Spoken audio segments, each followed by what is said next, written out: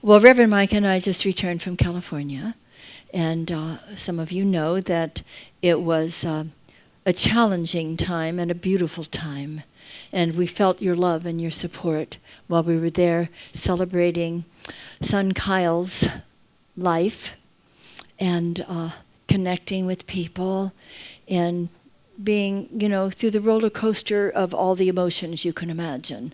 And we felt your love, and we continue to be so grateful for your support. And I'm glad he gets to sit right here with us this morning. So I'm grateful to Jeff and Emily, too. So much love, so much support for Kyle's celebration of life this past week. Our minister friends, folks from Kyle's 12-step program, and his sponsor, Daniel Nahmad's beautiful music. It's just such sweet consciousness that he brought as well. It opened up our hearts. He moved us through this wonderful grieving process. It's not something you finish all in one day by any means, but it was wonderful, and he helped us cry, and he sang his wonderful song, which was, This Is My Last Song. And all of it was just perfect. The flowers, you all sent flowers, others did, the cards, the prayers. This is the coming together. Thank you, Tim. That's the coming together that we're talking about. This is the conscious caring community. And we're very deeply, personally grateful. All the contributions to the Los Angeles Center for Spiritual Living, where our beloved Reverend Dr. Keith Cox conducted a beautiful, beautiful celebration. The releasing of Reverend Mike's son to his beautiful new adventure. Because we get to celebrate, we have joy for the ongoing, and we're crying for what we're missing. And see, this is because joy is an attribute of God, and is sustained within all of us at all times, and is reachable for all of us at all times. Do you know we can actually feel sadness, and we can feel pain, and we can experience the underlying joy of the divine at the same time? Do you know what I mean? Because it's fully present. It's eternal. And so we can go ahead and feel our feelings. Please, let's go ahead and feel our feelings. And allow this divine sustenance to bring us into a greater awareness of the truth of our being, who we truly are, who our loved ones are. It's been wonderful. His Holiness the Dalai Lama, in his book Beyond Religion, Ethics for a Whole World, says, what I am calling for is that we move forward beyond our limited or biased sense of closeness to this or that group or identity, and instead cultivate a sense of closeness to the entire human family. The attitude of us and them can and often does lead to conflict, even war. And we're not talking about the card game this time. Much better and more realistic is the attitude of we. We. This Wednesday, we'll be commemorating 9/11. Years ago, I had lunch at Windows on the World, high up in that beautiful building. Many of us have had close and personal experiences with it, but even if we never had been there, it was a shocking, unbelievable, this could never happen here kind of occurrence. That it did. And the world came together in that moment. Do you remember? All over the world, people were grieving with us. It was a shared shock, grief. We were being sustained. There was a great opening in that moment to a great healing. Other things took place, but in that time, there was a sense that we were not alone. You remember that, don't you? How could we forget it? This is the reality, you see. We all belong together. And all of the other things that take place in the conflict and the wars and the misunderstandings and the I'm getting even with you and all that kind of thing has nothing to do with the reality of who we truly are as spiritual beings in these beautiful human expressions of life. An opportunity for greater love, an opportunity for support for the larger community. Remember, those of you who were here last week, and don't miss a week, or you might miss something important, because occasionally I say something valuable. Last week we talked about how this has been the age of individuation, right? At the same time, it's been the age of global technology. So here we are, connected with the internet, and you walk into the restaurant and the whole family is sitting there on their phones. So we're connected to all of the information out there, and isn't there a lot? And that's a wonderful thing. At the same time, we're pulling away from each other. We're looking at our phones instead of in each other's eyes, and connecting with our family and with people walking down the street.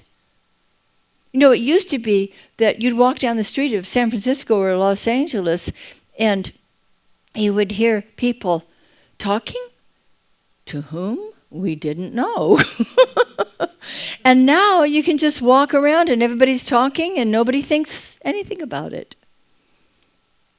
So we have this difference between the age of individuation and the age of global technology, and both are important steps in our spiritual maturation process.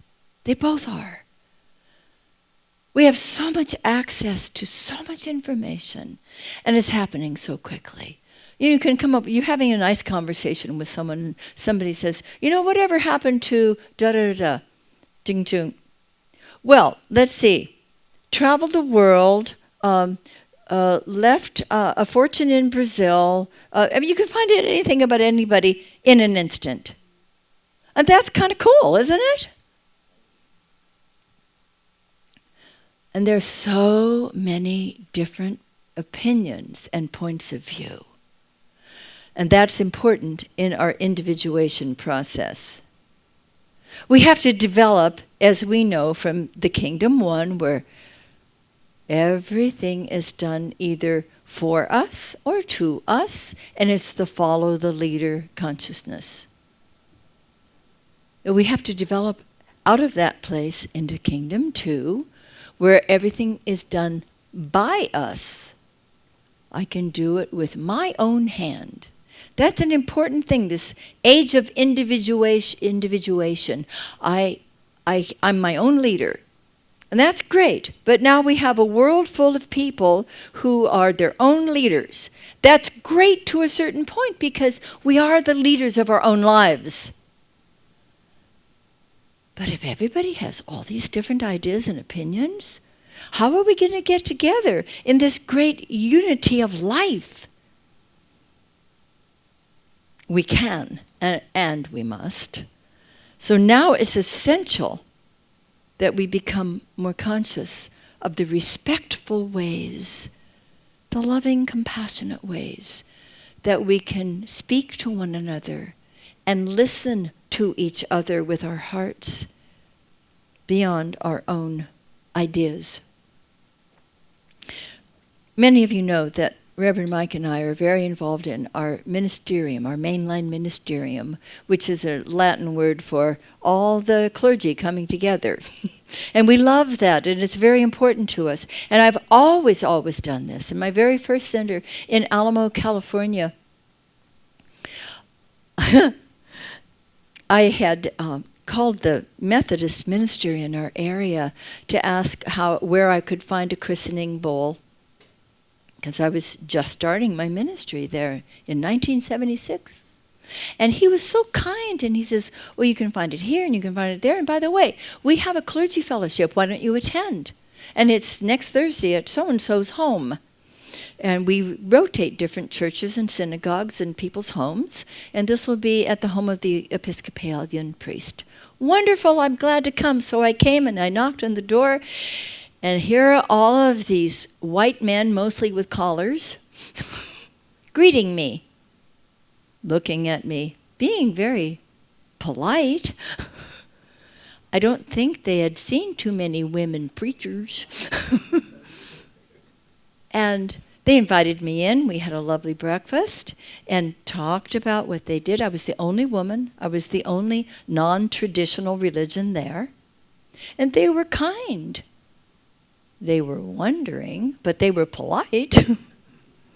And toward the end of the meeting, they said, well, next time we're going to be meeting at such and such's church.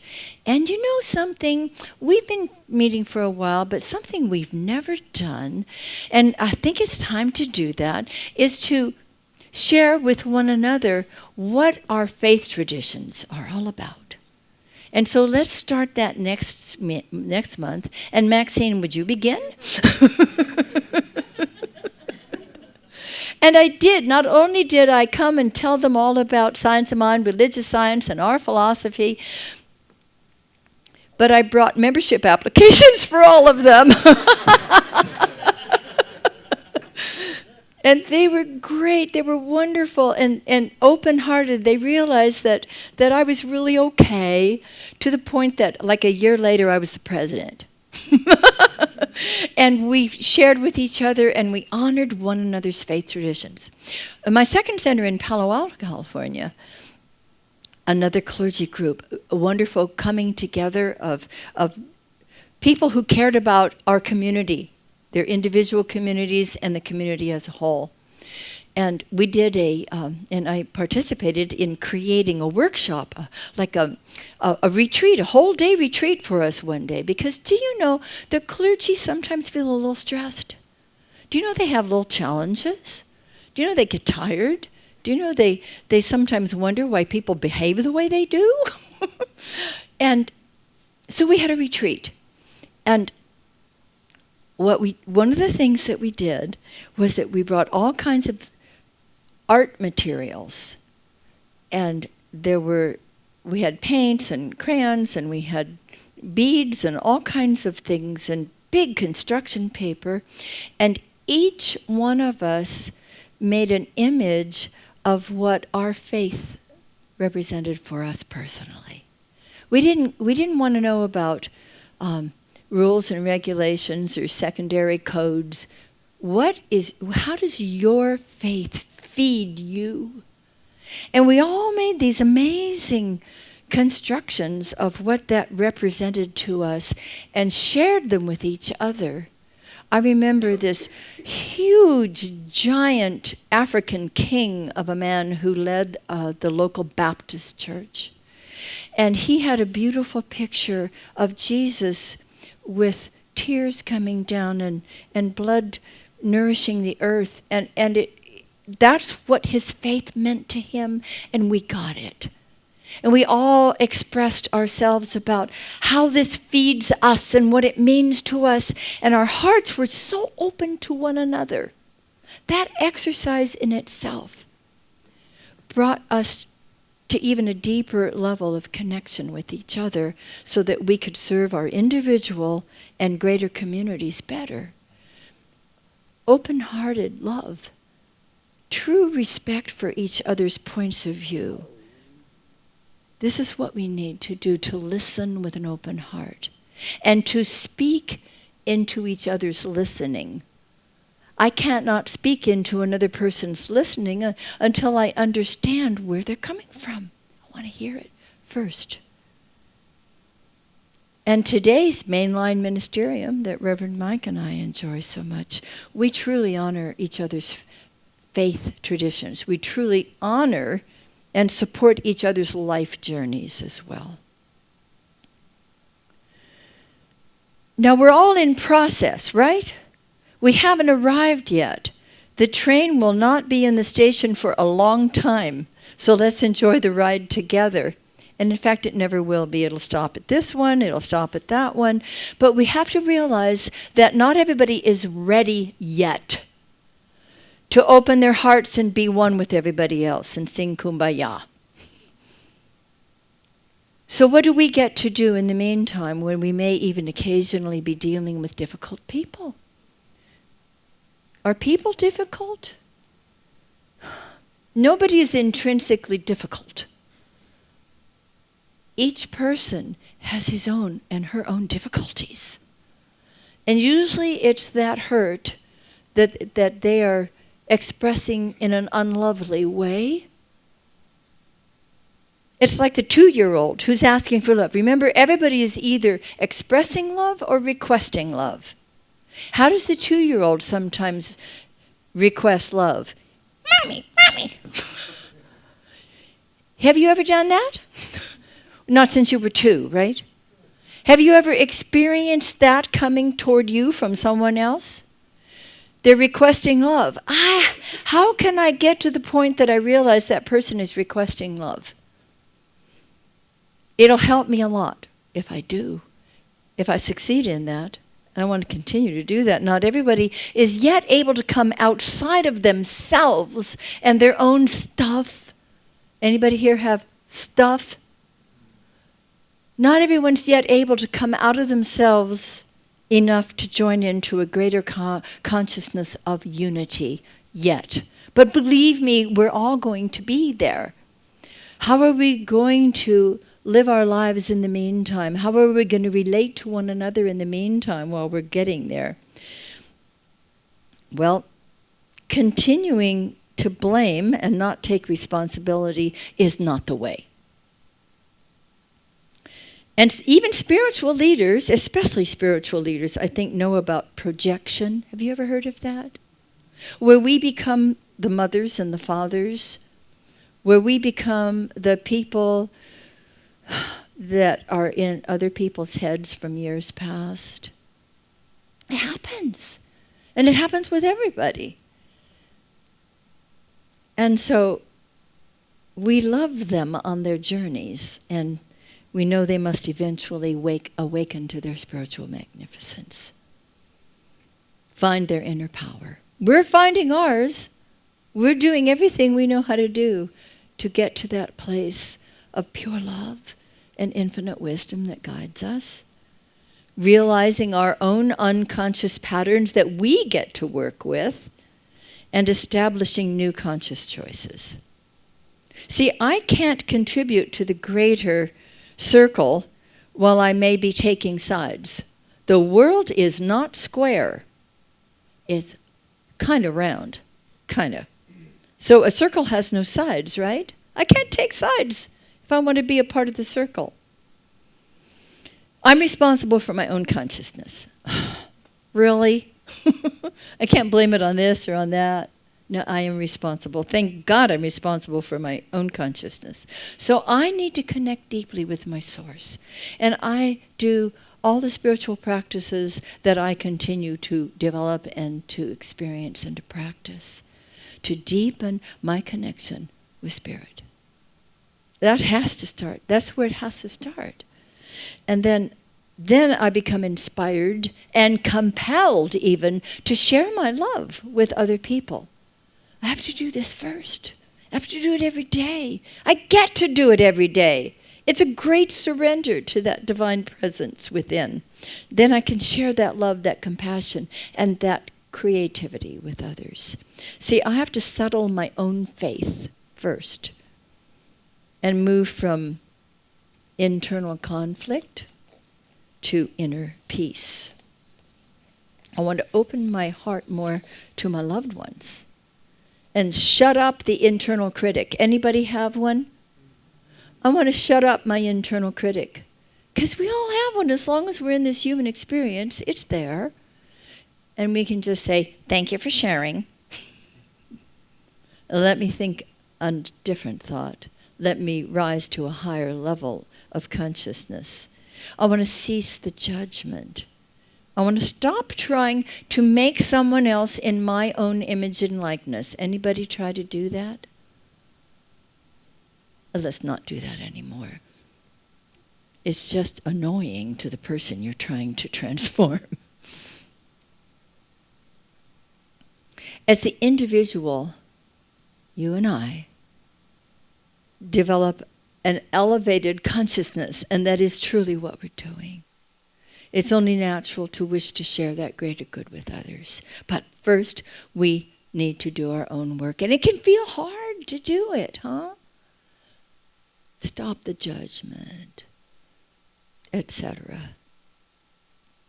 It can feel hard until we choose to surrender our own opinions, our own attitudes, and open up to the divine love to show us the way. Ernest Holmes says, our consciousness of God is our real self. And at the same time, it is both personal and impersonal. It's personal in that it is personified through us, and it is impersonal in that we're all using a universal power, the love and the law. Court the presence, direct the law. That's what we're doing. Surrender to the power as we're willingly doing our work. And we want to let ourselves be lifted. Just let ourselves be lifted up. Lifted from the hurt and the anger in order to do the essential work. And I think a really good way to do that is to apply the 4 agreements. We haven't reviewed those for a while. Shall we review them today? The first agreement is be impeccable with your word. That means maybe having a filter. Anybody ever need a filter? Use that filter. Before you speak what you started to say, you could even ask, put it through those 3 sieves. Is it kind? Is it true? Is it necessary? Be impeccable with my word. And the second one is don't take things personally. Oh, that's real easy, isn't it? Don't take things personally. You cannot know what's going on with another person's heart, mind, or life. You don't know. Don't take it personally. It may or may not have anything to do with you. And in most cases, it doesn't. Don't make assumptions. Anybody ever do that? Don't make assumptions. Well, because this, then she obviously that. Probably not. And then the last one is, say it with me, always do your best. Because we're not going to get that right all the time, are we? Once in a while, good. If we get it 51% of the time, we're making progress. So then I can be ready to let the divine love which is embracing me flow gently and powerfully out to others, known and unknown. We want to connect with each other. And you know what occurred to me? Remember Steiner's story about the warm fuzzies and the cold pricklies? No? Well, I'm not going to tell the whole story. You do, yeah. It was a fairy tale about Tim and Maggie, I think it was, who were so happy, and all the people in their little land were born with a whole packet full of warm fuzzies. And you reach in and you take, if anybody asks you, can I have a warm fuzzy? You would reach in and give the person a warm fuzzy. It was this little thing that would just sort of melt on you and make you feel good all over. And people exchanged these freely. And they were happy and they were healthy, and the children and everybody else exchanged warm fuzzies without another thought about it because everybody loved it. It was happy and healthy. Until a witch came to town. Of course, there's always a witch that comes to town. And she saw that these people were too healthy, and she wanted to sell them her snake oil. And so she started a rumor that there were only so many warm fuzzies in that bag. And they'd run out if they gave them away too freely. They had to stop that. And she convinced them, and so they started to get jealous about these warm fuzzies, and there was a conflict that began to happen, and people didn't trust each other anymore, and because they didn't have these enough warm fuzzies on them, their backs began to shrivel up. I guess I am telling the story. I'll try and abbreviate it. Reader's Digest version, please, Maxine. and so it got to be kind of serious, and she thought, oh well, if I lose all these people, then I won't have anybody to sell my wares to. So she gave him another bag, and these were filled with what did I say they were? Green pricklies, right? Cold pricklies. So she said, you can take these and at least you'll have something to give each other. But the cold pricklies just didn't make them feel so good. So then she tried another thing, like take a cold prickly and cover it to make it look like a warm fuzzy. Well, anyway, it wasn't working. And then a young woman came to town. And she said to the children, "You'll never run out of warm fuzzies. Go ahead." Because the cold pricklies kept the people's backs from shriveling up, but they didn't make them feel real good. So the warm fuzzies, when the children were told, "You'll never run out of them, there's plenty for everybody," then they ultimately convinced, I think they did. They won't tell us the end of the story, but you get a sense that it's the young people who are going to ultimately convince folks. Because giving someone a cold prickly is a way to connect with them, isn't it? And I have a sense that when we get snarly with one another, and nobody here ever does, I know, but some people out there I hear have been known to do so, that it's a way to connect. A zinger to someone is a way to connect. Those are cold pricklies. Please, we will never run out of warm fuzzies. Let's get back to the warm fuzzies and give them freely. And if we find ourselves starting to go, nya, put on the filter. Yeah, do you know about nya? He's heard them once in a while from me.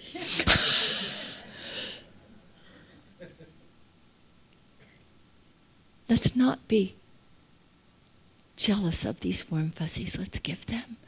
And if we find ourselves starting to give a cold prickly, it's because on some level we want to connect with someone. But don't you know that that's how the wars start? So let's cease our own warring conflicts within ourselves and then be free to join in community, giving love and receiving love from one another.